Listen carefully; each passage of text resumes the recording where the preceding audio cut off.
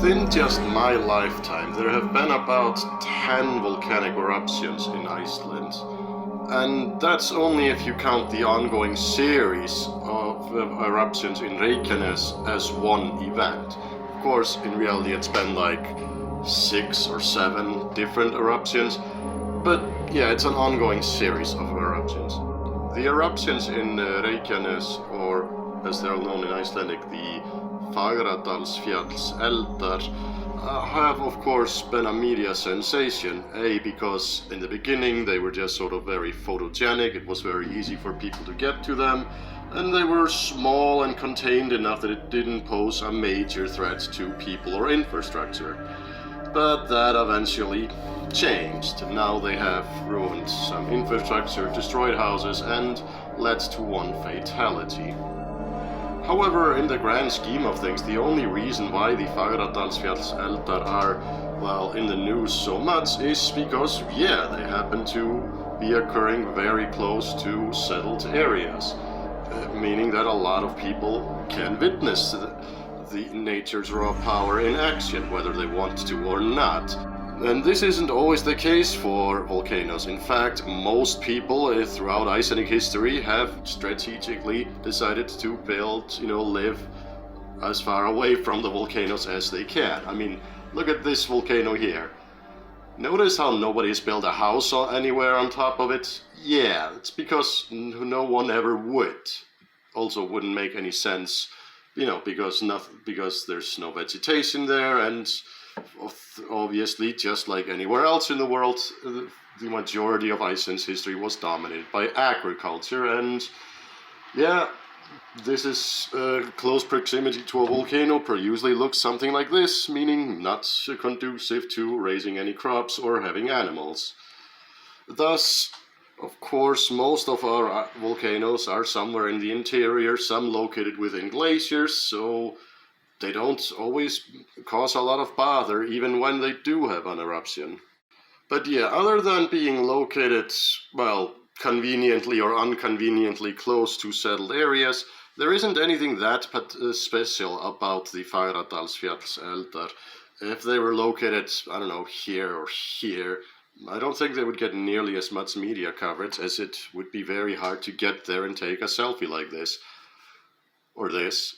All I'm saying, this particular series of eruptions is not particularly unique because of its size or raw power. To put things into perspective, take a look at this map here. So this little area which I've marked is roughly the size of the lava field that has been created in these ongoing series of eruptions in Reykjanesi. Now I'm going to zoom out. Now check this out. This is Hallmundarhraun, or the lava of Hallmundur. This thing came out of the ground in around the year 950. We don't know exactly, as the written account on it are spotty at best, but we do know that the entire lava emanated from one single crater in one single eruption.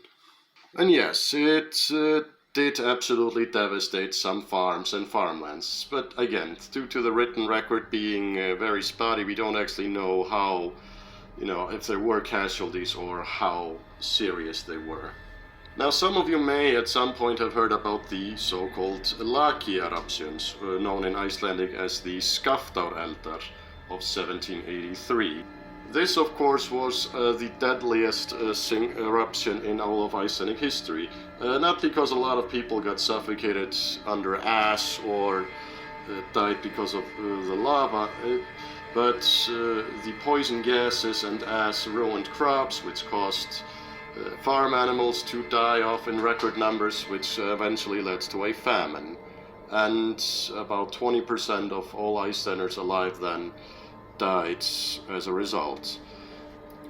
This eruption was actually so severe, and there was so much ash released into the atmosphere, that it actually affected global temperatures all around the world, causing disease and famine to skyrocket. I read somewhere that it may have indirectly led to the deaths of millions of people. However, yes, citation needed. Now let's talk more about the Skaftáreldar, the eruption itself. It is estimated that the largest lava spews in those eruptions may have reached a full kilometer in height. Again, here's some perspective. This is a footage that I took in the spring of 2022 at the first eruption at Fagradalsfjall. Now, I'm located about a kilometer or more away, so I am not good at estimating how big those lava spews are, but I'm guessing they aren't that much taller than, I don't know, a few dozen meters or so. They did eventually grow larger, reaching maybe as much as 100 meters. Here we can see them poking over the horizon from other faraway angles. So yeah, imagine those spews reaching a kilometer into the air. The entire lava that flowed out of the Skaftáreldar eventually covered some 580 square kilometers, which would look about this large on a map. However, even the mighty Skaftáreldar are dwarfed by a volcanic event which took place in that same general area in the year 939. I've probably shown you this photo or some of those photos here at some point in some previous videos.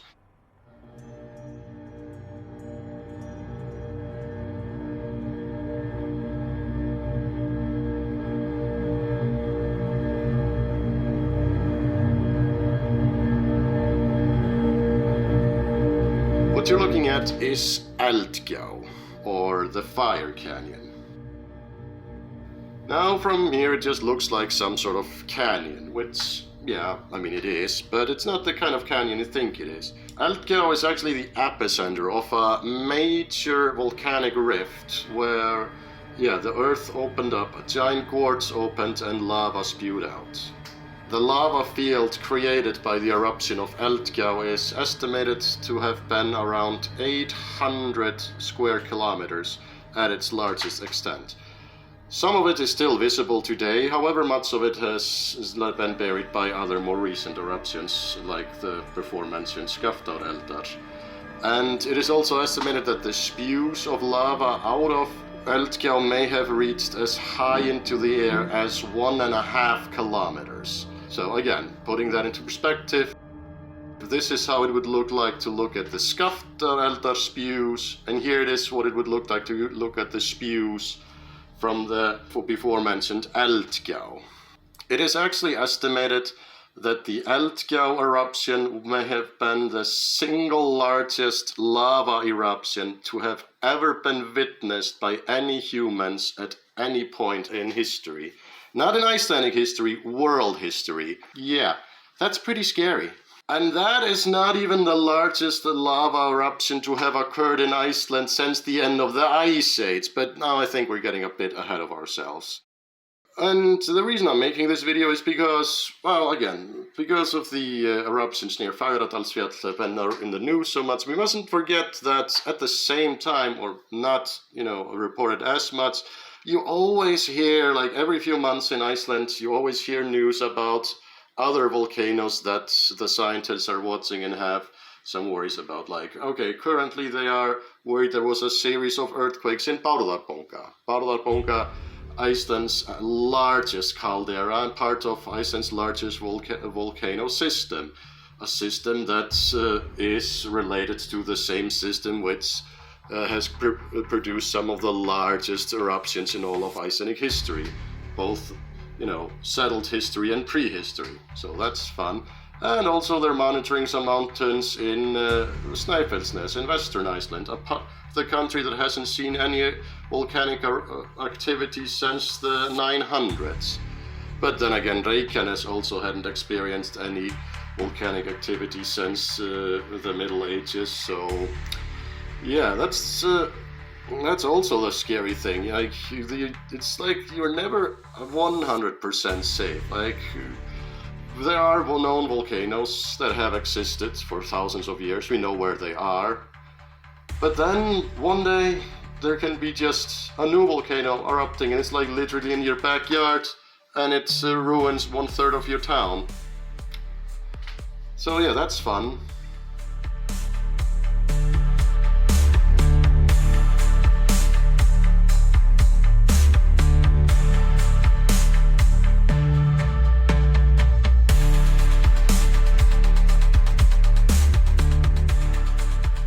I hope you found this video somewhat interesting, and like and subscribe, all of that good stuff, and I'll see you soon.